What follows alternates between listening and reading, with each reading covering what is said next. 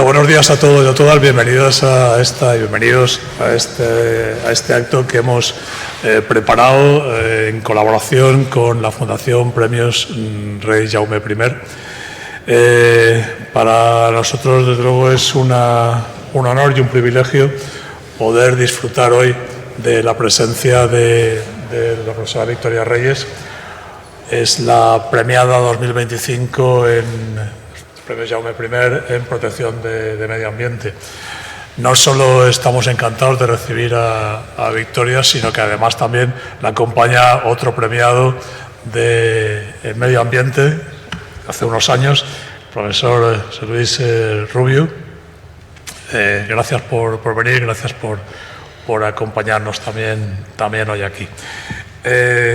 Bueno, de Victoria Reyes yo voy a leer simplemente los motivos que llevaron al jurado a elegirla. Como sabéis, son unos premios que yo creo que, bueno, yo voy a decir son jóvenes, pero bueno, todavía son jóvenes, pero a pesar de esa juventud yo creo que ya han alcanzado un reconocimiento internacional importante.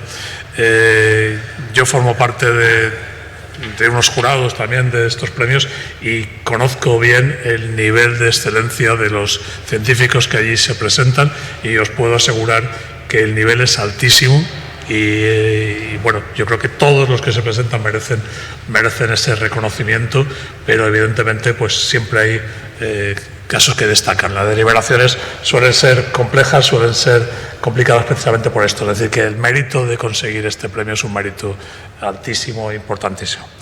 Enhorabuena, Victoria, por este premio. Y os decía que iba a dar lectura a lo que es el fallo del jurado. El jurado destacó en Victoria Reyes García en reconocimiento a su innovadora investigación transdisciplinaria sobre las relaciones entre los seres humanos y el medio ambiente, enfatizando la importancia de los sistemas de conocimiento indígenas y locales tanto en la acción climática como en la conservación. Aporta perspectivas verdaderamente únicas a nuestra agenda común para la transformación global de cómo entendemos el medio ambiente y cómo actuamos para protegerlo. Pero con esto está dicho todo. En cualquier caso, también quiero agradecer la presencia en esta mesa del profesor Jorge Ucina, que es el que de verdad va a hacer la presentación de Victoria Reyes, y al que le cedo la palabra ya. Jorge, cuando quieras. Pues muchísimas gracias, querido Juan, y es de verdad un verdadero lujo, un privilegio poder estar aquí con la doctora Reyes García, con el querido amigo José Luis Rubio, también premiado en edición anterior de los premios Jaume I, y el establecer esta relación de la Universidad de Alicante con la Fundación Premios Jaume I, que desde hace unos años tiene ese buen criterio de difundir por el territorio valenciano las actividades con los premiados y premiadas, ¿no? La doctora Reyes García inicia su formación académica en la Universidad Autónoma de Barcelona. Se licencia en Historia en el año 94 y un año después realiza un posgrado en estudios amazónicos en la Flaxo de Ecuador. En 1997 realiza un máster en Desarrollo Sostenible en la Universidad Internacional de Andalucía y se doctora en Antropología en la Universidad de Florida en el 2001. Desde 2008 es profesora de Investigación y CREA en el Instituto de Ciencia y Tecnología Ambiental, el ICTA, de la Universidad Autónoma de Barcelona, que, como saben, es uno de los centros de investigación de referencia que tenemos en nuestro país. Desde 1995 empezó sus trabajos de investigación en aldeas de los Andes y del Amazonas para estudiar las diferencias en la gestión de los recursos naturales entre hombres y mujeres. De 1999 a 2004 vivió con los Tsimane de la Amazonía boliviana y desde entonces ha realizado un extenso trabajo de campo en España, la India, México, Camerún, Indonesia y Senegal. Es cofundadora en 2006 del Laboratorio para el Análisis de Sistemas Socioecológicos en un Mundo Global, que estudia los efectos del cambio global en los sistemas socioecológicos. Dirige el proyecto LICI, financiado por el Consejo Europeo de Investigación, que tiene como objeto conocer el impacto del cambio climático en 40 grupos indígenas y comunidades locales de todo el mundo que viven en lugares donde se concentran recursos naturales y resultan inaccesibles para los científicos. Su investigación abarca el estudio de las relaciones dinámicas entre los pueblos, la biota y el medio ambiente. Utiliza una perspectiva multidisciplinar, trabajando con ecólogos, economistas, psicólogos, agrónomos, arqueólogos e informáticos.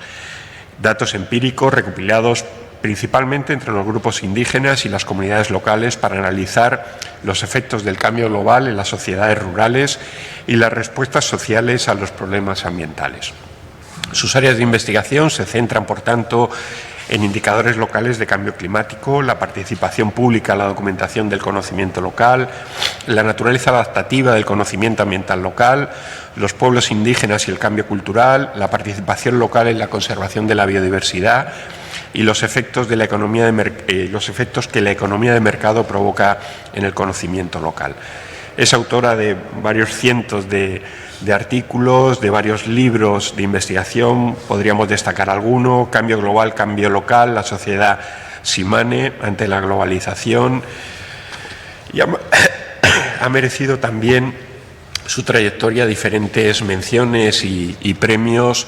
En 2020 obtiene la medalla Narcís Monturiol al mérito científico y tecnológico de la Generalitat de Cataluña. En 2021 es nombrada miembro de la Academia Nacional de Ciencias de los Estados Unidos en reconocimiento a sus distinguidos y continuos logros en la investigación original.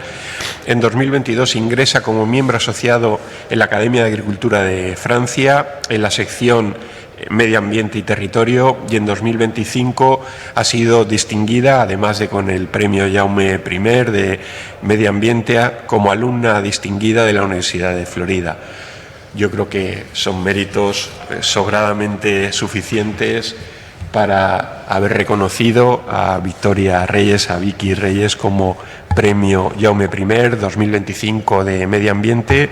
Y yo destacaría también su afán por conocer los problemas en el territorio, en el día a día, hablar con la gente, conversar, tomar los datos correspondientes, pero sobre todo esa relación con el afectado, en este caso por los impactos que está teniendo nuestro mundo globalizado, y uno de ellos ahora muy importante, el del cambio climático. Gracias, Victoria, por estar aquí, y tienes la palabra. Gracias. Bueno, si os parece, voy a tomar ahí la tele, así veré.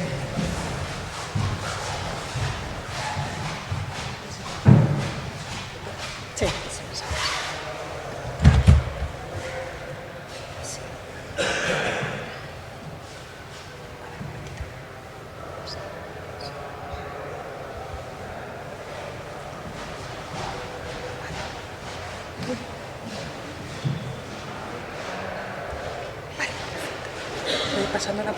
Perfecto. Sí. Bueno, pues muchas gracias a Jorge, a la institución, por darme la oportunidad de hacer esta presentación.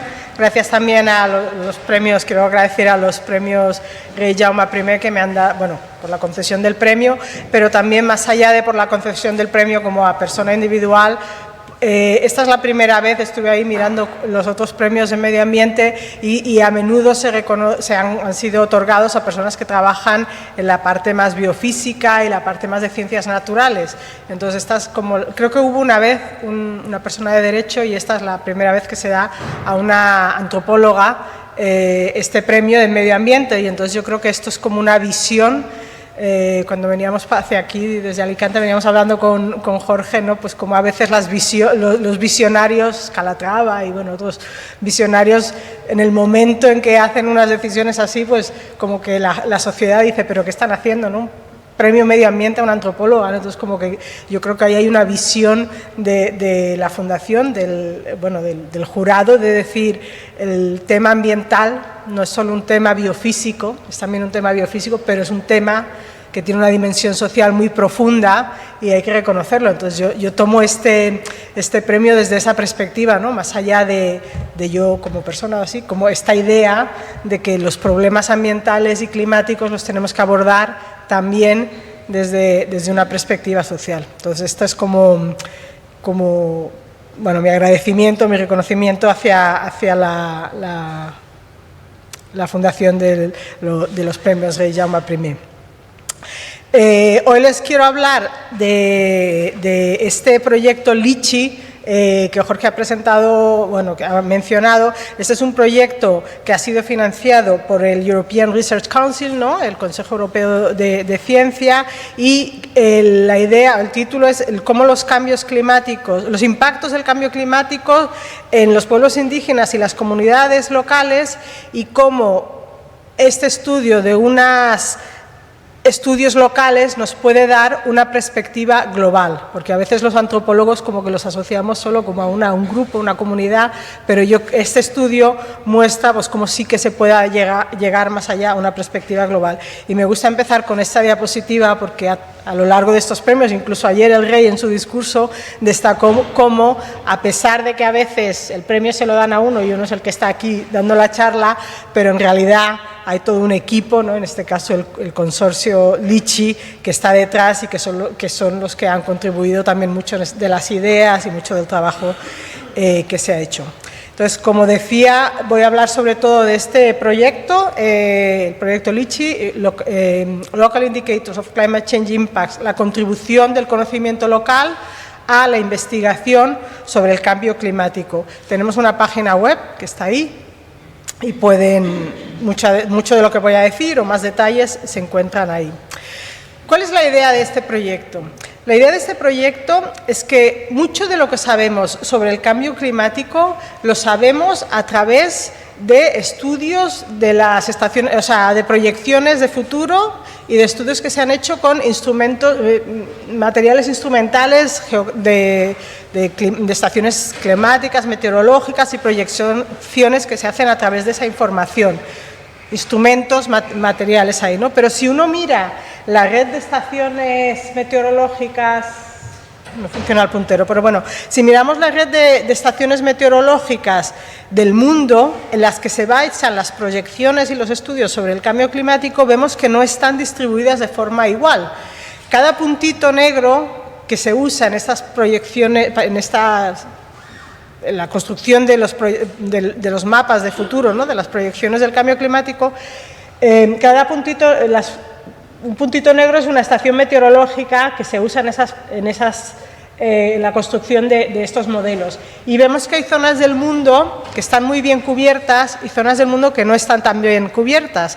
Entonces, cuando uno quiere hacer una proyección o hacer un estudio, una extrapolación en algunas zonas como la Amazonía, ¿no?, o el Sáhara, todas estas zonas, ahí hay muchísima menos información, con lo cual cuando yo hago mi modelo, pues tengo que extrapolar y las predicciones de qué es lo que va a pasar ahí son mucho menos precisas, porque no hay la información.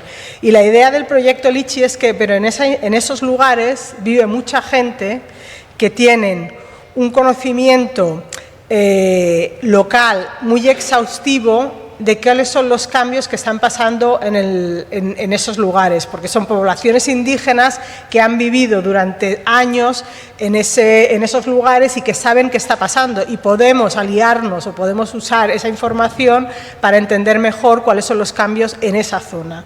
Entonces, obviamente, esto no es una idea del todo original. Si miramos la literatura, ha habido muchos estudios de caso en el que se reporta precisamente esto, ¿no? ¿Cuáles son las perspectivas locales de los impactos del cambio climático?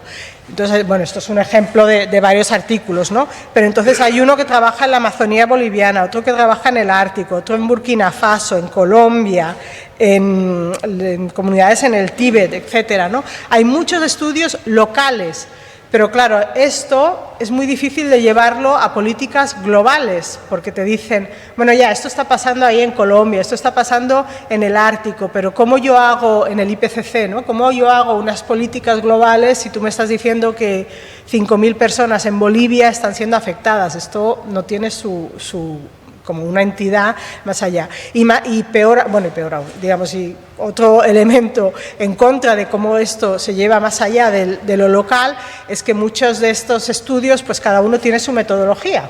Entonces yo estudio el impacto del cambio climático de una manera, yo de otra, entonces no se puede como generalizar o globalizar.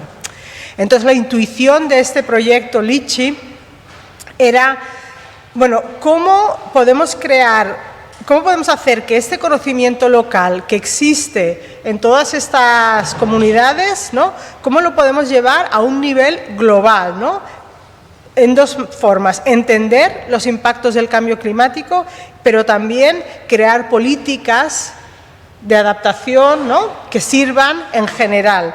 Entonces, como que el objetivo era explorar este potencial para llevarlo a la agenda global, tanto a la agenda de investigación como a la agenda de políticas, y crear una red de investigadores y de investigadores sobre todo interesados en esta idea de la contribución del conocimiento indígena y local al cambio climático. Esta era como la intuición, esto es lo que yo les vendí al European Research Council, que me compraron y me lo financiaron para que pudiese explorar esta idea. Entonces, mi idea, la idea loca, que es, esto los del ERC solo financian como, o sea, tienes que tener una idea loca, pues mi idea era, voy a recoger datos que tengan sentido localmente, pero que los pueda comparar a través de zonas geográficas, culturales, ambientales diferentes. Fijaos que estamos hablando de que yo he ido, el equipo ha ido a los Tuareg y les preguntaba qué ha cambiado aquí, y iba a los del Ártico, los Tuareg que viven en el desierto, iban a los del Ártico y les preguntaba qué ha cambiado aquí. Y yo pretendía, este proyecto pretendía juntar esa información de forma que tuviera una proyección global, cuando la gente te estaba dando informaciones muy de esta hormiga que antes venía, este pájaro, o sea, las informaciones que nos daba la gente eran completamente localizadas y contextualizadas, ¿no? Entonces, bueno, la metodología que desarrollamos para este proyecto está muy basada en crear estrategias con actores locales. No era esto de enviar un estudiante, ¿no?, sino trabajar con gente que ya estaban trabajando en esos lugares, que ya tenían la confianza, que conocían el lugar, mucha observación participante, pero luego también había una parte de entrevistas semiestructuradas que nos permitían como esta parte más comparativa. Voy a hablar un poquito, no me quiero extender mucho en la metodología, pero un poquito. Entonces, al final del estudio hemos recogido datos en 50 lugares de estudio. La selección de estos 50 lugares de estudio, que el proyecto estaba diseñado de forma que trabajásemos en las 5 áreas climáticas más importantes que se definen en el mundo, ¿no? Zonas tropicales, áridas, montañas, snow, ¿no?, nieves y climas templados. En los 4 o 5 actividades productivas en relación con la naturaleza más extendidas, que serían agricultura, pesca, caza-recolección, pastoralismo, y luego añadimos también agropastoralismo, porque vimos que pastoralismo y agricultura no estaban siempre tan separados, ¿no? Y entonces trabajamos, claro, yo idealmente hubiese querido que la distribución fuese el mismo número, ¿no?, por climas y por actividades, pero esto no funciona así porque, claro, pescadores en las zonas áridas no hay muchos, entonces, quiero decir, como que no podías crear una matriz, ¿no?, había que trabajar con lo que había. Y luego este era el diseño de en qué lugares trabajamos. Y luego una cosa muy importante que hicimos, que no se puede ver aquí, pero que se intuye, es la creación de esto que nosotros le llamamos el lychee tree, ¿no?, el árbol de lichis, en el que básicamente la metodología del proyecto era: tú vas a cada una de estas 50 comunidades y le preguntas a la gente qué ha cambiado en el medio ambiente desde que tú eras chico, ¿no?, desde que eras pequeñito hasta ahora, qué cosas han cambiado. Entonces había gente que te decía, pues las hormigas antes venían y ahora no vienen. Otros te decían, antes había unas fuentes aquí y ahora ya no hay fuentes. Antes había el hielo, ¿no?, en el Ártico, antes yo podía ir caminando en invierno y ahora se me rompe el hielo cuando voy, no puedo ir a cazar. Cada uno te decía. Entonces, clasificar todas estas observaciones, que eran miles, clasificarlas, las clasificamos en este árbol, ¿no? Entonces, que esta observación afecta un elemento del sistema atmosférico, del sistema biológico, del sistema físico. Si es del sistema atmosférico, está relacionado con la temperatura, con la precipitación, con las masas, con los vientos, ¿no?, con las estaciones. Si es la temperatura, esto es la temperatura media, los extremos de temperatura, y este árbol, que tiene ahí como 150, les llamamos, estos son los lichis, ¿no? O sea, tú tienes una observación y tú la traduces como la clasificas en uno de estos indicadores, los lichis son indicadores de impactos de cambio climático, ¿no? Y esto es lo que nos permite luego comparar, ¿no? Porque entonces ¿no? Te dicen, ha habido un cambio en el sistema físico, ha habido un cambio en el sistema atmosférico. Esto es lo que nos ha permitido comparar, a pesar de que la gente vive en climas diferentes, en zonas climáticas diferentes o en sistemas de vida diferentes. Entonces, bueno, esto era un poquito la metodología, no me quiero extender mucho, evidentemente es un poco más compleja, pero para que tengan una idea de cómo hemos trabajado, y la idea era que todo el mundo recogía los datos sistemáticamente de la misma manera para poder hacer esta cosa comparativa. Entonces, los resultados que voy a presentar básicamente son en relación a tres ideas. Primero, cómo los grupos indígenas y las comunidades locales experimentan y entienden esto del cambio climático. Y luego, cómo se adaptan, cómo responden. Y por último, unas reflexiones que tenemos ahí sobre el proceso de mezclar estas dos formas de conocimiento, que es el científico y el conocimiento local, que no siempre van de la mano, no tienen por qué ir de la mano. Entonces, la primera, esto es basado en el análisis de todos estos 50 datos, de estos 50 casos de estudios, ¿no? Entonces, ¿cómo los grupos indígenas y las comunidades locales experimentan el cambio climático? Nuestra conclusión principal aquí es que los grupos indígenas y las comunidades locales con los que trabajamos, todos, absolutamente todos los grupos reportan impactos del cambio climático, y los reportes son muchos, son ongoing, ¿no? Son actuales, son tangibles, son cosas que ellos ven y están situados en su contexto real. O sea que no estoy yo aquí hablando de que las capas freáticas, o sea, el permafrost o los icebergs se deshacen, porque esto ellos no lo ven, ellos ven lo que está pasando aquí en Alicante, ¿no? Entonces, como que los impactos que te reportan son cosas que pasan reales. Y esto... Y también reportan muchos efectos en cascada, ¿no? A lo mejor te dicen, ya no viene este pájaro, ya, pero ¿por qué? Dice, no, porque los vientos han cambiado, ¿pero por qué? Pues porque las lluvias ahora se han retrasado y entonces, ¿no? Entonces como que ven cuáles los efectos en cascada de un impacto a otro.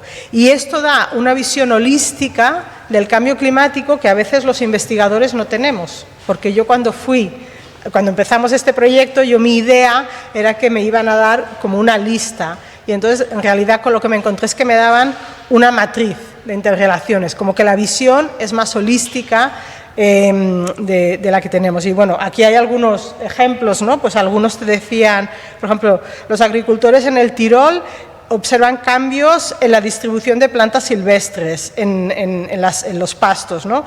Los Aka, que son un grupo indígena en China, en Yunnan, ellos dicen que el gusto de las hojas de té ha cambiado. Los Dagbani, que son otros que están en Ghana, dicen que hay mayor mortalidad del ganado porque hay más temperatura, ¿no? Entonces son impactos muy concretos, muy localizados, ¿no? Y cada grupo de estos nos daba a lo mejor pues entre 80 a 100 de estos tipos de impactos que pudimos clasificar. Al clasificarnos con este árbol que os he enseñado al principio, nos da una idea de qué es el impacto que más se percibe en global, en conjunto. Entonces, por ejemplo, aquí, la primera parte están divididos entre cada impacto, les digo, ¿no? Que venían en una hoja de este árbol, ¿no? En una rama de este árbol, atmosféricos, físicos, en el sistema de vida, ¿no? Entonces, por ejemplo, nosotros siempre hablamos del cambio climático, hablamos como un aumento de temperatura. Cuando tú le preguntas a la gente, lo que les importa es la precipitación. No que no noten la temperatura, pero cuando tú dices, ¿esto qué está pasando? Entonces te dicen, las fuentes se están secando, llueve menos, o nieva menos, o no hay rocío, ¿no? Entonces, esto te da una indicación, no que lo que los científicos dicen del aumento de temperatura, no es que eso no sea verdad, por supuesto es verdad, ¿no? O sea, que no estamos como contradiciendo, estamos mirando qué le importa más a la gente. Entonces, al clasificar estos datos en ese árbol, ¿no? A pesar de que pierdes el detalle, te permite ver, pues, por ejemplo, que lo que más importa, lo que más percibe la gente que le impacta es la precipitación, los cambios en el sistema del agua, ¿no? El fresh water, el agua que utilizan, ¿no? Esto es lo que ellos más perciben, ¿no? En los suelos también, aquí tenemos a Jorge, los cambios en los suelos son también muy mencionados, la temperatura del suelo, porque no pueden sembrar. Ha subido la temperatura del suelo, entonces no pueden, les cambian las... Y a nivel del sistema de vida, estos colores los tengo que cambiar, ¿verdad? No se ven desde ahí. El cultivo de plantas es de lo que más le importa. Entonces, bueno, este es un ejemplo de cómo se usa estos datos locales, ¿no? Para llegar a una conclusión más general. Es también importante destacar, o sea, otro de los hallazgos que encontramos es que también les preguntábamos, te decían, los pájaros ya no vienen, bueno ya, pero ¿qué pájaro, no? ¿O qué pájaros están siendo afectados? ¿O qué plantas? Se decían, los árboles dan menos, pero bueno, ¿pero qué árbol, no? Entonces preguntábamos exactamente por el elemento que estaba siendo afectado y los recogíamos. Y entonces... Es interesante, uno de los hallazgos que hemos encontrado, que hemos publicado en Conservation Biology, es que muchas de estas especies que la gente nos dice no están recogidas o monitoreadas por los científicos. Y esto no quiere decir que, o sea, que no estamos diciendo quién lo está haciendo bien o está mal, sino que los científicos a lo mejor se focalizan en unas especies porque tienen un valor, les dan ¿no? O sea, hay un valor evolutivo en el árbol de la vida, bueno, tienen unos criterios. Y la gente, con otros criterios que tienen, que pues esta es la que yo uso para comer o esto es la que me está afectando, tal, te reportan impactos en especies diferentes, ¿no? Entonces, ¿cómo poder juntar o cómo poder traer, ¿no? O sea, si tú quieres hacer políticas para cosas que importen a la gente, pues a lo mejor también tienes que concentrarte en las especies que la gente... te está diciendo, ¿no? Y por supuesto esto trae una información que los científicos pueden aprovechar, ¿no? Porque la gente te está dando datos que son útiles en los estudios que también hacemos desde la ciencia, ¿no? Entonces, bueno, la gente reporta muchos cambios en la abundancia, en la fenología, en la distribución de especies que son afectadas por el cambio climático y además lo hacen en especies que no necesariamente los científicos estamos mirando. Una cosa, ya la última, en respuesta a esta pregunta de cómo percibe el cambio climático, esto es como una parte, yo digo siempre, esto es mi divertimiento dentro de la academia, aunque mi investigación va sobre todo sobre cambio climático y los impactos del cambio climático, tengo una parte ahí de la felicidad.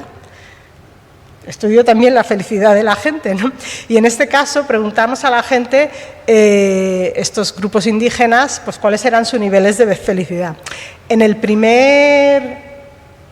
gráfico vemos los puntitos amarillos, o sea, es la felicidad contra el ingreso. Las comunidades que nosotros entrevistamos son los puntitos amarillos. Todas tienen un nivel de felicidad muy alto, a pesar de no tener ingresos. Mientras que siempre hay, en la gente que estudia la felicidad, estudia pues que el ingreso da la felicidad, y estas son las curvas de los puntitos azules, ¿no? Cuanto más ingreso, pues hay una curva que es no es logarítmica, ¿no? Pero sí que parece que el ingreso da más la felicidad. Esto lo publicamos en PNAS, ¿no? Que en realidad esa gente es feliz. Y a pesar de los altos niveles de felicidad, en el otro gráfico que vemos a la derecha, vemos que la percepción, la severidad del cambio climático les afecta a sus niveles de felicidad. O sea, en el primero correlacionamos ingreso y felicidad y vemos que el ingreso no les hace más infelices. Y en el otro correlacionamos con esas encuestas que hicimos, aparte de decir ¿qué percibes tú del cambio climático? Preguntamos, ¿y esto cómo te afecta? Entonces había gente que decía, bueno, esto no me afecta, pues esto si hace más calor, pero tengo aire acondicionado en mi casa, pues yo sé que hace más calor, pero no me afecta, ¿no? O sea, había gente que se sentía más afectada por los impactos que otros. Y entonces cuando vimos la gente que se sentía sentirse más afectado por el cambio climático, les afecta su nivel de felicidad. Entonces, bueno, esto a mí me parece interesante, ¿no? Porque a veces, o sea, que en realidad es un impacto que sí la gente no solo lo ven y dicen está pasando, sino que dicen me está afectando y esto me hace más infeliz. Otro de los hallazgos de este estudio es que, ya lo he mencionado, que la gente no ven los impactos del cambio climático como algo individual, sino que lo ven en relación a muchos otros efectos de cambio ambiental que están sufriendo. Entonces ellos son capaces de decir, bueno, sí, claro, Vicky, hay menos pescados en el río porque la temperatura del agua ha subido y entonces pues el tiempo de ovación de los pescados ha cambiado y tal, pero claro, es que también han hecho una represa allí y entonces los pescados, y es que además ahora usamos sistemas de pesca que son mucho más eficientes o somos más de población y pescamos más, entonces como que ellos no ven el cambio climático, como nosotros a veces decimos, esto es el cambio climático. Bueno, no, es el cambio climático, es el cambio global. Hay un imbrincado ahí que, bueno, no quiero, o sea, el punto de esta diapositiva no es ver qué se relaciona con qué, sino que la gente, cuando te habla de estos cambios, del cascading effect que estaba diciendo, ve ahí una complejidad, ¿no? Que muchas cosas afectan a otro. Y esto contrasta a veces con lo que los científicos vemos ahí solo como, ¿cuál es el impacto del cambio climático? Dice, bueno, sí, pero también todo lo demás. Y es importante para las políticas de adaptación. Creo que voy a pasar esta diapositiva porque, entonces, en respuesta a la primera pregunta, ¿no? ¿Cómo la gente percibe y experimenta los impactos del cambio climático? La respuesta es, perciben muchos, porque esto a veces se ha dudado, ¿no? Dicen, el cambio climático no es perceptible. Sí, la gente, por lo menos los que nosotros entrevistamos, todos lo reportan, les afecta, tiene efectos en cascada y tiene una visión holística, ¿no? de que hay varios cambios que están ocurriendo. La segunda pregunta que queríamos, o que voy a tratar aquí brevemente, es cómo responden. Si lo perciben, entonces, ¿qué hacen? ¿No? Están viendo que están siendo afectados, pues ¿qué hacen para responder y para ajustarse a estos cambios climáticos? Como decíamos, o como decía al principio, este proyecto está basado en esta idea de que la gente tiene un conocimiento muy fuerte, muy profundo de su medio. Y estudiamos también, cuando preguntábamos, ¿qué cambios has visto? ¿Cómo te afecta? Y la tercera pregunta era, ¿y qué has hecho tú o tu hogar? Cuando, bueno, pues si no puedes sembrar porque el suelo está muy caliente, ¿qué haces? ¿No? Entonces decían, pues siembro antes, siembro después. Entonces esto era como las adaptaciones. Entonces ahí la respuesta que veíamos también ahí es que también las respuestas se basan en su conocimiento local, pero son muy específicas al contexto y dependen no solo del impacto, sino también de la capacidad que la gente tenga y de la situación política, económica y cultural. Pero una cosa que es muy importante de este estudio es que la mayoría de las respuestas que la gente daba son lo que llamamos incrementales, o sea, la gente no hace cambios radicales, la gente no innova, sino que, pues esto, el suelo está más caliente, siembro un poquito antes de que se caliente el suelo, o cambio de especie, o sea, cambio de cultivo, o, ¿no? Este tipo de cambios que no implican un gran cambio. Sí que hay algunos cambios que les llamamos transformational, ¿no? que literalmente migro.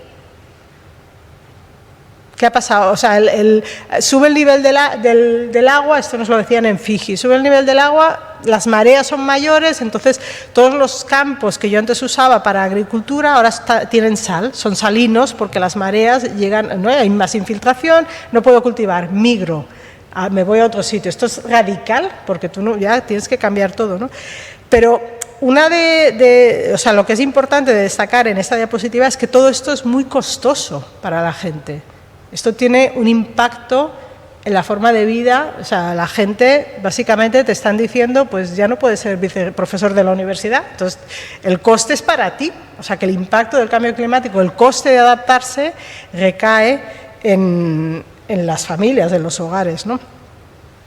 Y al mirar un poquito más quién estaba adoptando algunas medidas de adaptación, lo que veíamos también es que el hecho de que tú conozcas cuáles son los impactos del cambio climático no necesariamente está correlacionado con que tú te adaptes. Hay gente que sabe que el nivel del río va a subir, pero no se puede comprar una casa en una zona más segura. O sea, que a veces conocer, ¿no? Decimos, hay que dar más información, pero a veces conocer el impacto del cambio climático no está necesariamente relacionado con tu capacidad de adaptación. Y efectivamente aquí hemos visto que había hogares, ¿no? Los hogares que se sentían muy impactados por el cambio climático y no se adaptaban. ¿Y quiénes eran esos hogares? Pues eran los más pobres, los que tenían un menor capital social y los que no tenían acceso a seguridad alimentaria y de agua, ¿no? Entonces, también entender cuáles son los limitantes, las barreras, ¿no? Porque una cosa es percibirlo, otra cosa es saber qué tienes que hacer y por último es, ¿lo puedo hacer o no? ¿Tengo los recursos para hacerlos o no? Y efectivamente lo que hallábamos pues es que, claro, hay familias que se adaptan menos porque no tienen los recursos para hacerlos. Y esto es importante también para las políticas públicas. Bueno, esta es una diapositiva de resumen de lo que acabo de decir, que creo que voy a saltar. La última parte de la que os quería hablar es esta idea en todo este proceso. Yo creo que la investigación es un proceso cíclico, ¿no? De yo aprendo, estudio, tal, pero tengo que hacerlo mejor la siguiente vez. En este proceso aprendimos mucho, ¿no? Entonces, ¿qué reflexiones tuvimos en este proceso de intentar traer dos sistemas de conocimiento sobre el cambio climático juntos? Una es que a veces, aunque yo ahora os he presentado así como que parece todo cuadra, en realidad no siempre nos ha cuadrado, ¿no? Entonces, este es un ejemplo de un estudiante que trabajó con los Tuareg en Algeria, en el que cuando preguntábamos todo esto, él quería comparar el conocimiento local con el científico, y cuando preguntabas a la gente qué cambios ha visto, los cambios que estaban relacionados con la estacionalidad, el sistema cíclico, estos coincidían muy bien con lo que los científicos decían, ¿no? Las lluvias se han retrasado, se ha cambiado la época en la que los animales pueden ir a hacer grazing, ¿no? Pastorear, etcétera. Todo esto coincidía bastante bien con lo que los científicos observaban. Cuando mirabas el sistema lineal, o sea, a través de las diferentes décadas, esto no coincidía. La gente, si tú le preguntabas, ahora en general hay más lluvias que antes, que cuando tú eras pequeños, no, esto no. Esto ellos decían, no, más o menos yo igual, las inundaciones tienen la misma periodicidad, etc. Mientras que, ¿no? Cuando tú miras los datos meteorológicos, sí que ha habido unos cambios en la distribución de estos fenómenos extremos, ¿no? De sequía y de inundación.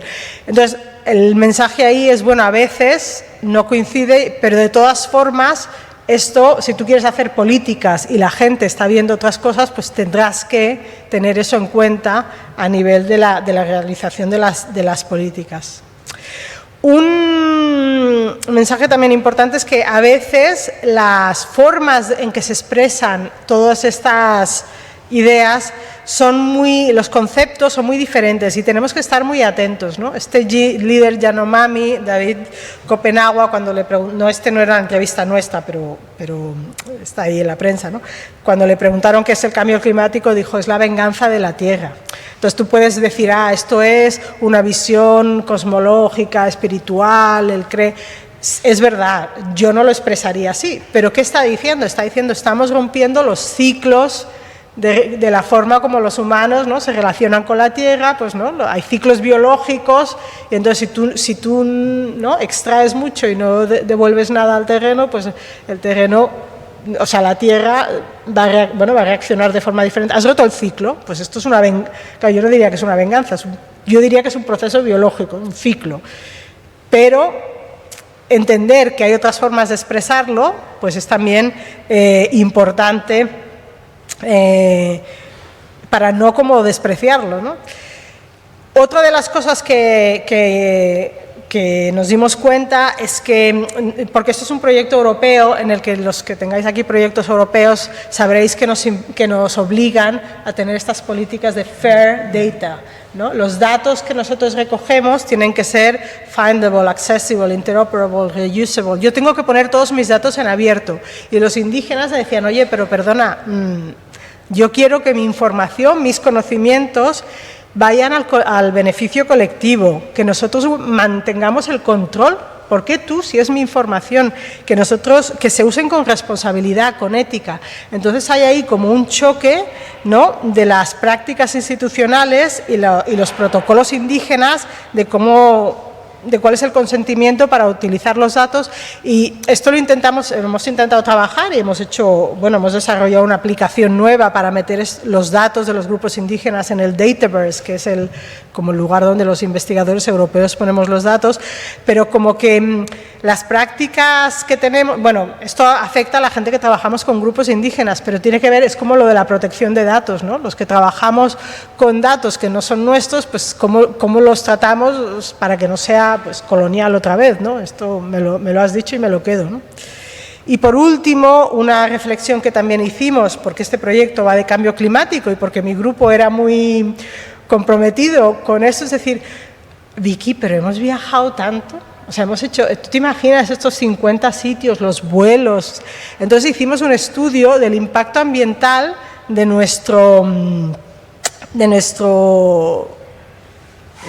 proyecto ¿no?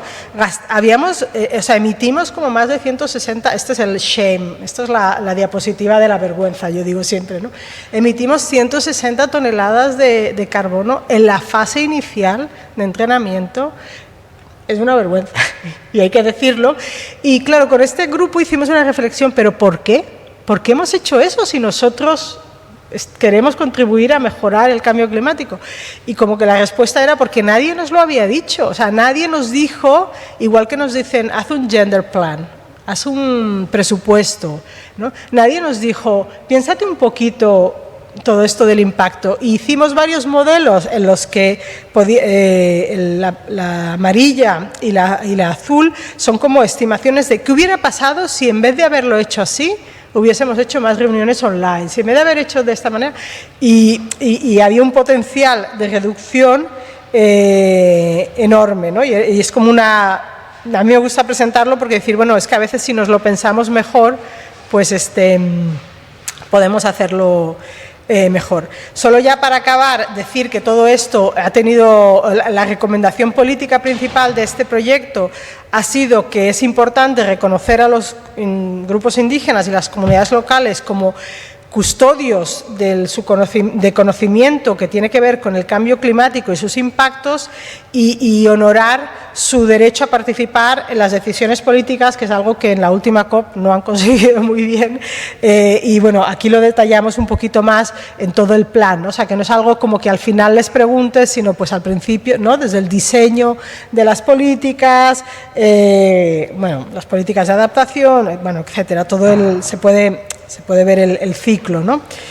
Y por último decir que muchas de que no ha sido, esta recomendación no ha sido solo teórica, de decir, hemos hecho un policy brief, sino que hemos participado en varias plataformas intergubernamentales de alto nivel, yo participé en el workshop, en un workshop en el que intentamos traer científicos del IPBES, que supongo que conocéis todos, es la plataforma intergubernamental para la biodiversidad y los servicios de los ecosistemas, y el IPCC, que es la plataforma del cambio climático. Ahí participan gobiernos de como 150 países, ¿no? Y muchos científicos. Lo hemos llevado al informe de cambio transformador de la plataforma IPBES, nos han consultado de la UNESCO para la convención para cómo mantener el patrimonio intangible, protegerlo en los efectos del cambio climático. O sea, que sí que ha tenido una repercusión ahí más allá de las publicaciones que hemos hecho. Y aquí una foto de nuevo de los mismos que están ahí, del grupo, que en realidad son también responsables hemos hecho juntos. Y ahí lo dejo. Gracias.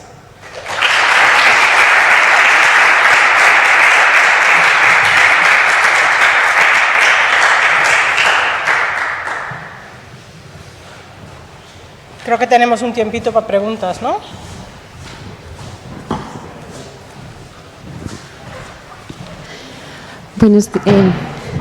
Buenos días, Victoria. Aquí. Y felicidades por el proyecto y por la presentación.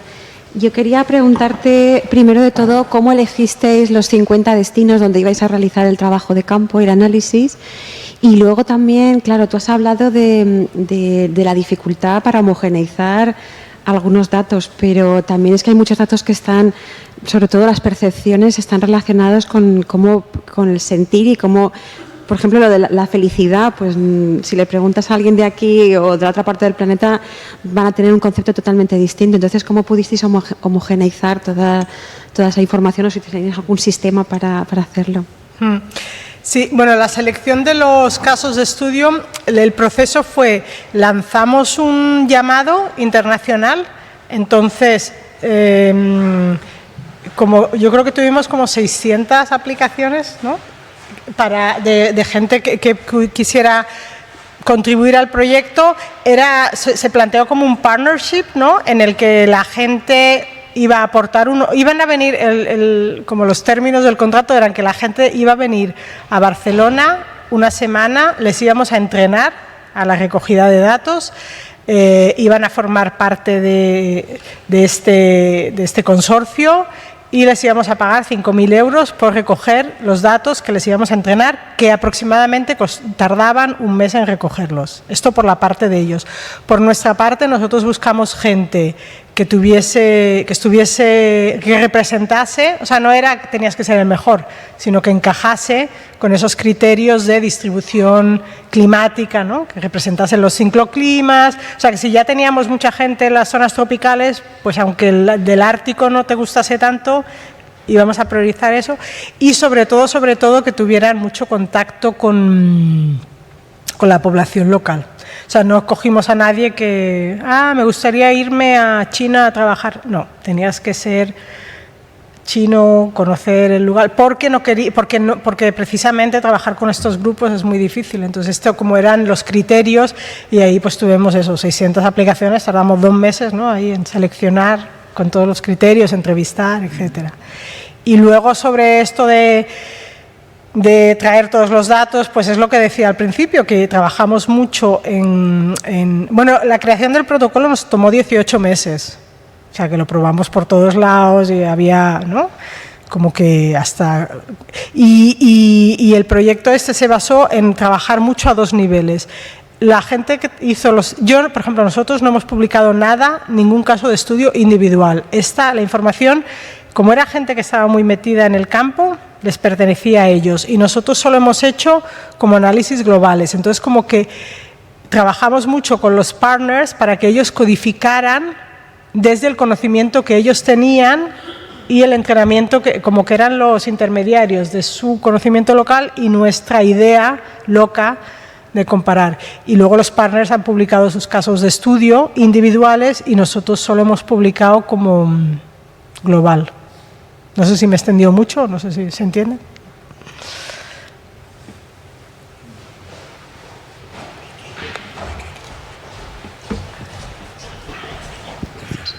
Bueno, muchísimas gracias por la charla, es súper interesante, súper inspiradora y también súper compleja metodológicamente, ¿no? Si me permites un par de preguntas. Estamos en el decenio de Naciones Unidas de restauración y me gustaría saber si tenéis información relativa a acciones que se pudieran interpretar como restauración, ¿no?, de estas comunidades. Y la segunda, ha aparecido al final en aquella diapositiva del líder Yanomami, pero no lo he visto en la red de interacciones que has mostrado, si había alguna causa religiosa en toda esta red, si aparecía, y si había también alguna causa de, no sé si el mundo occidental, o llámale como quieras, ¿no?, de los causantes del problema. Si ellos, porque entiendo que eran comunidades en las que habéis estudiado donde no se había intervenido, donde no había acciones internacionales de lucha contra el cambio climático. ¿Qué percepción tienen ellos en ese esquema de los causantes del problema? Sí, las comunidades, o sea, uno de los criterios de selección era que tuviesen mucha relación con el medio ambiente. Muchos eran indígenas que están más o menos no aislados, pero digamos que no viven en la sociedad occidental como nosotros. No era un criterio tampoco que no tuviesen, o sea, que estuviesen, bueno, porque no trabajamos con aislada, o sea, que sí que tienen, algunos tienen radio, televisión, habían diferentes niveles de integración al mercado, pero sí un criterio era que dependiesen del medio ambiente para su subsistencia, o sea, que fueran agricultores, pescadores. Entonces, hicimos una pregunta de la que no he presentado, porque, bueno, el proyecto es más complejo de lo que... Pero hicimos una pregunta sobre qué significa el cambio climático para ti.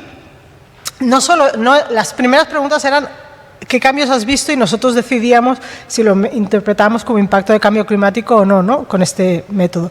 Pero luego la palabra cambio climático, y ahí sí que hay muchos causas religiosas, supranaturales y religiosas, y es muy interesante porque tienen muchos respondían, es un castigo de los dioses, ¿no? Y luego también había muchas respuestas. Es un artículo que estamos trabajando ahora con una estudiante de máster, o sea que por eso lo tengo ahí reciente. Había varias respuestas también, o sea, el tema de la renacionalidad es mucho más fuerte que nosotros. Si yo te digo que es el cambio climático, tú me vas a decir que es el aumento de la temperatura. Y había muchas respuestas ahí, no se puede generalizar, pero había muchas respuestas que eran: nos hemos portado mal y nos han castigado. Entonces, el hecho de que es algo antropogénico y que hay una responsabilidad humana, lo tenía, a pesar de que ellos son los que menos han impactado en el cambio climático, hay una conciencia de se ha roto el ciclo que es mucho mayor, bueno, no sé si es mucho más, o sea, estoy generalizando, pero sí que hay respuestas en este sentido, ¿no?, y que destacan este principio de relacionalidad, ¿no? Si actúas mal, pues pasan cosas, ¿no?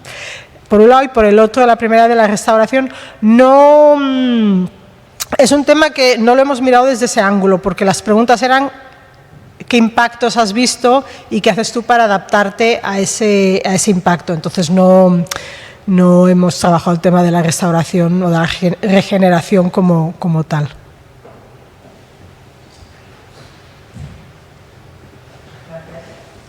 Felicidades por el muy merecido premio y gracias por la charla tan interesante.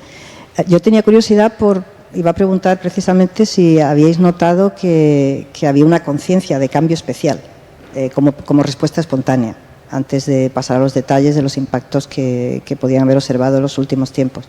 Parece, por lo que acabas de comentar, que sí, que hay una conciencia de que hay algo diferente, especial, global, hasta cierto punto. Sí. Y por otra parte, quería saber, en relación a que las comunidades estuvieran más o menos conectadas con el mercado, que supongo que tendréis un gradiente dentro de que son todas muy dependientes del medio ambiente, si habéis detectado algún tipo de diferencia en función de ese grado de conexión al mercado en el tipo de respuestas de adaptación. Es decir, si eran estas respuestas incrementales que comentabas, muchas veces, si comparamos con lo que pasa aquí, responden más a una oportunidad de mercado, subsidios, digamos, factores externos a la propia comunidad. Si habéis notado algún tipo de relación con el grado de conexión con el mercado, de independencia de acción, digamos. La primera pregunta de los cambios, sí, evidentemente ellos perciben este cambio, pero como decía, yo no sé si diría que hay una percepción global. Bueno, va a depender de las comunidades, claro. Hay unos que sí, otros que no, pero a menudo esto que decía que las respuestas eran muy contextualizadas, ¿no? A veces te decían, hay menos animales, y tú decías, ¿por qué? Dice, bueno, no, porque ahora hay extracción de madera aquí, los animales se van corriendo al valle de al lado. Entonces, claro, esto es una percepción muy local, porque yo sé que aquí no hay, y como aquí no hay, yo imagino que se han ido al valle de al lado, pero claro, a lo mejor en el valle de al lado, o sea, necesitas un estudio más global, ¿no? Entonces, sus percepciones son muy contextualizadas y muy entonces, no sé hasta qué punto podríamos decir que es global. Entonces, este era el punto, ¿no? Que a veces, pero si tú tienes muchas percepciones locales, puedes decir algo global, que es lo que nosotros queríamos. Y respecto a la segunda sobre el mercado, no hemos hecho ese análisis, tenemos los datos para hacerlo, pero es que claro, estoy en un año de sabático solo analizando datos de este proyecto y hay tantos que digo, no me des ideas, por favor. Pero sí hemos visto que esto no lo he presentado, pero sí que hemos visto que las percepciones dentro de cada comunidad y en general las percepciones están mediadas por quién te las da. Entonces, los grupos de pescadores son los que van a reportar cambios en el viento, por ejemplo, porque les afecta muchísimo. Entonces, las mujeres son las que más van a detectar o por lo menos documentar, decirnos cambios en el acceso al agua freshwater, ¿no? Agua dulce, porque son ellas las que las van a buscar en muchas de esas comunidades. Entonces, tu forma de relacionarte con el medio ambiente es cambia, las percepciones que tú vas a tener cambian en función de cómo tú te relacionas con el medio ambiente. Y esto es muy importante porque en nuestras sociedades, como no nos relacionamos con el medio ambiente, que vivimos en apartamentos y en lugares como este donde no hay plantas, pues claro, acabas por no tener una percepción muy exacta de qué está pasando simplemente porque no nos relacionamos, ¿no? Y esto es interesante ver, pues eso, que los agricultores dicen más cosas del suelo. Entonces, es probable que la variable de integración al mercado pues también tenga ahí un efecto, ¿no? Pero no lo hemos analizado, pero sí otros factores como el género, la edad, el tiempo que has trabajado en esa actividad primaria, todos esos sí que modifican, modelan, gracias. Es que esta charla la he dado tantas veces, siempre hablo en inglés, a veces se me escapa, perdón.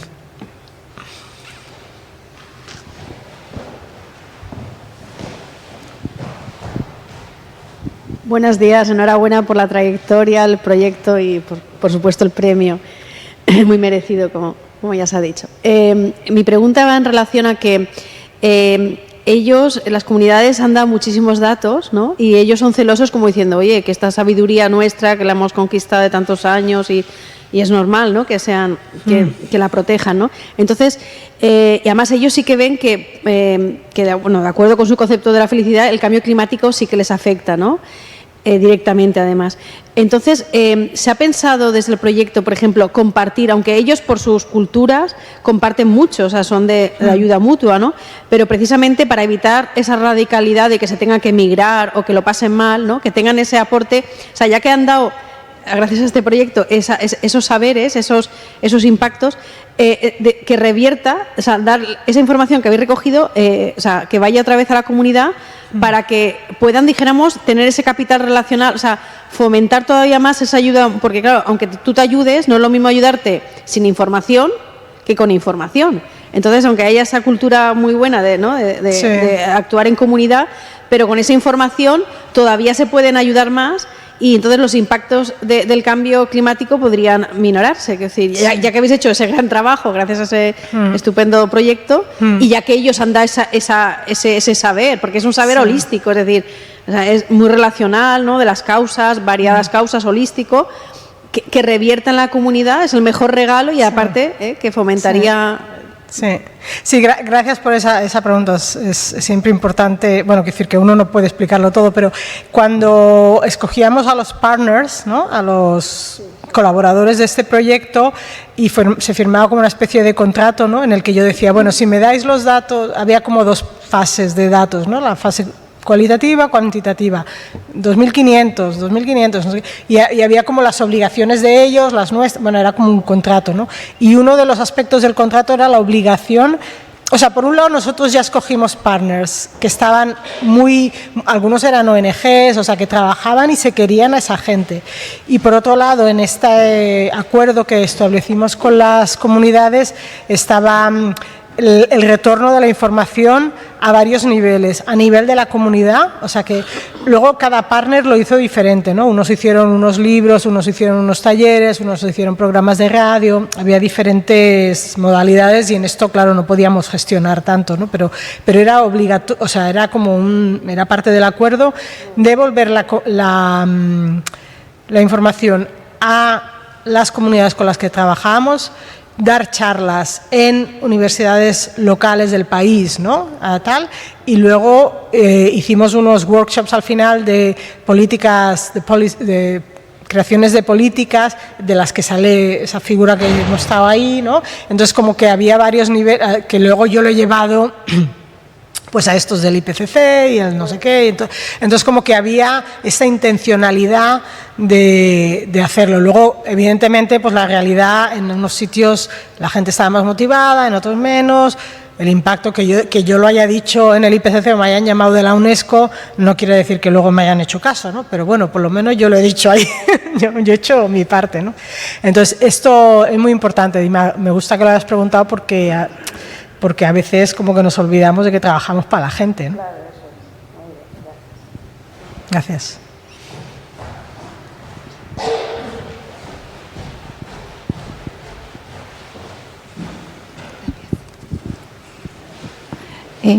Antes de nada, felicitarte por el premio, por la trayectoria y principalmente felicitarte porque has dado voz a los sin voz. Creo que la ciencia en muchos ámbitos ha dejado de lado el conocimiento de los indígenas y creo que la ecología y todos estos estudios de cambio climático están apoyándose en los que realmente saben de lo que está pasando en el cambio climático. Así que felicidades por eso, me parece un proyecto fantástico, pero me ha generado preocupaciones de cara a lo político y las recomendaciones políticas. Preocupaciones porque estamos tendiendo hacia gobiernos de ultraderecha que niegan el cambio climático. Y todos somos conscientes de que los más vulnerables son los que están pagando los platos rotos de los países ricos capitalistas. Me gustaría saber tu opinión respecto a las recomendaciones políticas que han hecho y qué vamos a hacer con un modelo económico que realmente está expoliando la tierra y que los pobres son los que están pagando los platos rotos de un sistema cruel. Gracias. Sí. Bueno, mi opinión no sé si cuenta tanto, ¿no? Porque, pues, o sea que al final, pero en los últimos 3 años he sido, ¿cómo se llama? Coordinating Lead Author, autora, líder de un capítulo en un informe que pidió el IPBES, la Plataforma Intergubernamental para la Biodiversidad y los Servicios de los Ecosistemas, que, o sea, lo pidieron 160 países, 136 países nos lo pidieron a 100 científicos, decirnos cuál es el cambio que necesitamos en nuestra sociedad para acabar con la destrucción de la naturaleza. Y yo lideraba un capítulo que era sobre qué acciones hay que hacer. Lo firmaron 160 países el año pasado en Namibia, 136, en Namibia.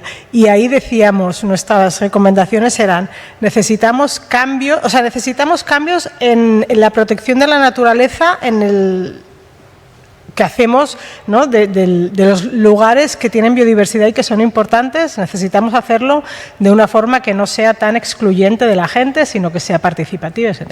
Necesitamos cambios en el sistema económico, en los direct drivers, en los propulsores directos, ¿no? En la polución, el cambio climático, el cambio en el uso del suelo, dejar de financiar, dejar de dar subvenciones, ¿no? A todas estas empresas que tienen un impacto directo. Necesitamos cambios en el sistema financiero, cómo subvencionamos a los países. Necesitamos cambios en los sistemas de gobierno descentralizados y necesitamos cambios en el sistema educativo y en los valores, que el valor no sea solo el inmediato. 136 países lo firmaron. No creo que vaya a pasar mucho.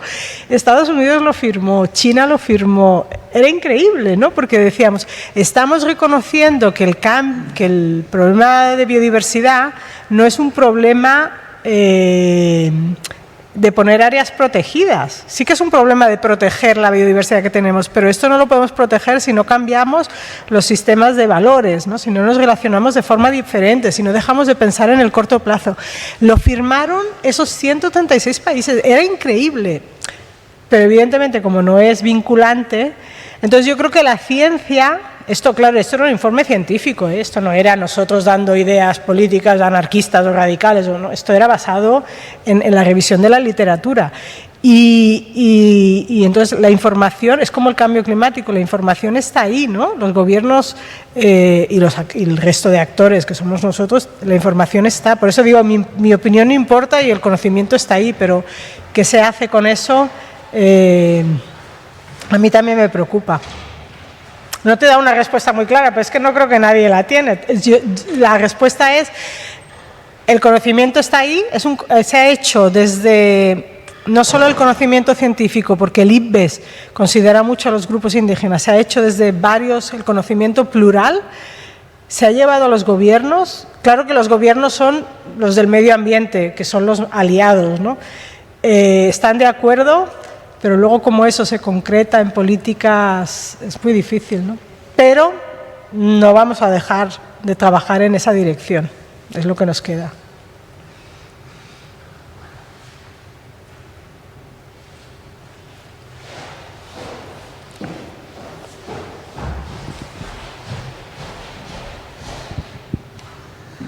Bueno, funciona, ¿no? Sí. En primer lugar, enhorabuena por el proyecto, por los reconocimientos que se os han otorgado, que me parece que son de ley, vamos.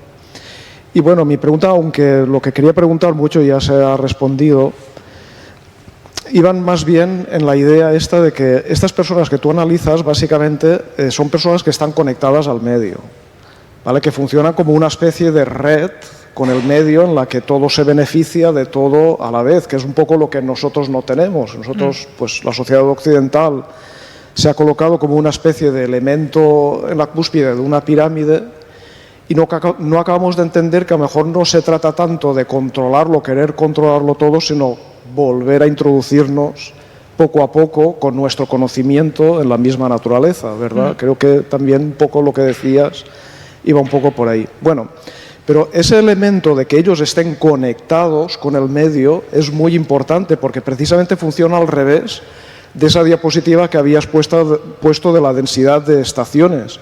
Donde más densidad de estaciones hay, resulta que es donde la sociedad en general está desconectada del medio. De hecho, yo siempre un poco digo que aquí, pues, la necesidad que tenemos de ordenación del territorio no deja de ser como una especie de confirmación del fracaso por nuestra desconexión del territorio. O sea, necesitamos algo que nos coordine con el territorio porque nosotros mismos hemos perdido ese conocimiento de conexión con el territorio, ¿no? Y es el conocimiento del medio, en definitiva, en el que vivimos. Bueno, lo digo porque un poco el proceso se puede llevar al revés, ¿no? Ellos tienen esa conexión y nosotros la hemos perdido, pero todavía tenemos comunidades rurales, gente que trabaja en el campo, donde quizás se podría extrapolar ese método y también llevarlo y aplicarlo aquí, a ver qué impactos está teniendo el cambio climático en el campo directamente visto por la gente que vive en las zonas rurales, que se dedican a la agricultura, etcétera. Pero por otro lado también quería preguntar otro elemento con respecto a el posible sesgo subjetivo también de las opiniones personales de toda la gente que se ha encuestado en este caso, ¿no? O sea, cómo se ha tratado, aunque sé que ahí hay mucha letra pequeña en el campo del método utilizado, que aquí no se puede tratar evidentemente, pero cómo se ha tratado un poco ese posible sesgo subjetivo de la gente. Entiendo que hay cosas que son muy evidentes, bueno, pues si una zona ha pasado a ser salobre y no se puede calcular, no se puede cultivar, bueno, ahí es evidente, ¿no? Aunque hay alguna opinión que se vaya un poco de la generalidad, pero hay un componente general, claro, ¿no? Pero a veces cuando los cambios son más sutiles, más débiles, claro, entiendo también que estas comunidades del todo desconectadas por ejemplo, de los medios de comunicación, del todo desconectadas no están, tienen acceso a radio, a televisión. Sí. Lo digo porque a veces puede haber también un cierto sesgo de confirmación, o sea, como que tiendes a opinar un poco lo que ya estás, la información que ya estás recibiendo desde otro lado, ¿no? Entonces, la pregunta simplemente es si eso de alguna manera se ha calibrado, se ha medido, se ha tenido en cuenta. Sí.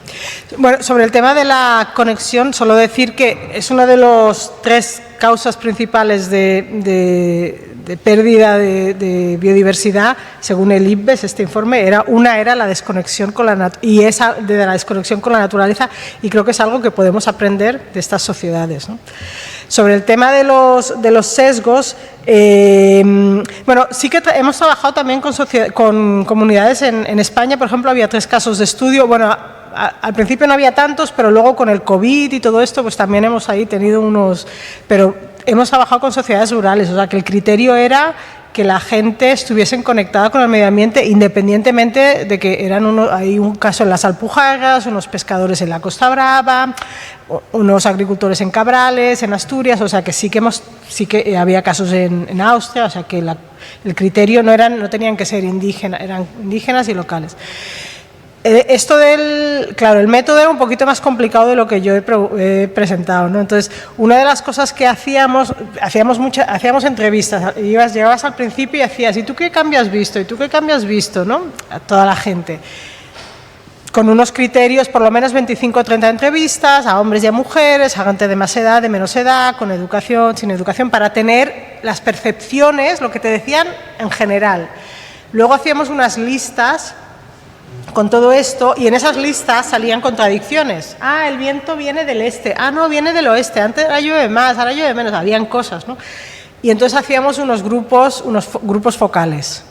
Entonces, en estos grupos focales llevábamos las cosas, bueno, como tú dices, si el agua se ha vuelto muy salubre y es algo evidente, y ya nos lo han dicho los 25, pues esto ya lo dábamos como un impacto que... siempre hablamos de percepciones, pero una percepción de un impacto que ya no lo volvíamos a discutir. Pero si tú me habías dicho que el viento ahora es del este y el otro del oeste, entonces lo llevamos al focus group, al grupo de discusión, y ahí preguntábamos, oye, mira, en estas entrevistas, Pepito nos ha dicho esto, Juanito nos ha dicho esto, ¿cómo es esto?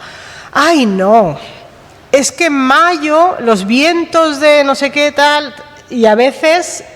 Estas como diferencias se llegaban a un acuerdo y a veces no. Entonces, cuando no llegaban a un acuerdo, esta la eliminábamos, no la consideramos dentro de la lista de percepciones, porque había como listas de percepciones del grupo, ¿no? Entonces, estas como era un proceso de peer review, una revisión de pares, cuando los pares eran las otras personas de la comunidad, precisamente para evitar, pues esto, a lo mejor había gentes que decían, ¿pero quién te ha dicho esto? Ah, María. Ay, no, pero es que María ha pasado toda su vida viviendo en Sevilla y ahora se ha venido aquí y claro, en Sevilla a lo mejor era así, pero no sabe, ¿no? Entonces había momentos en los que decíamos, claro, estas cosas que no...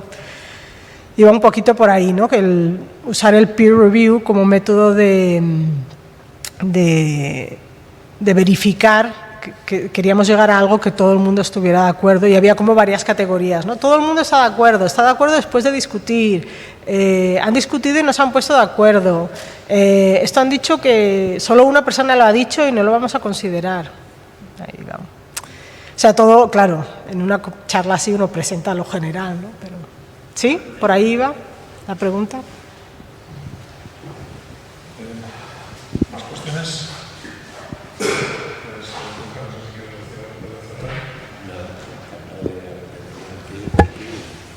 interesante, de verdad. Gracias.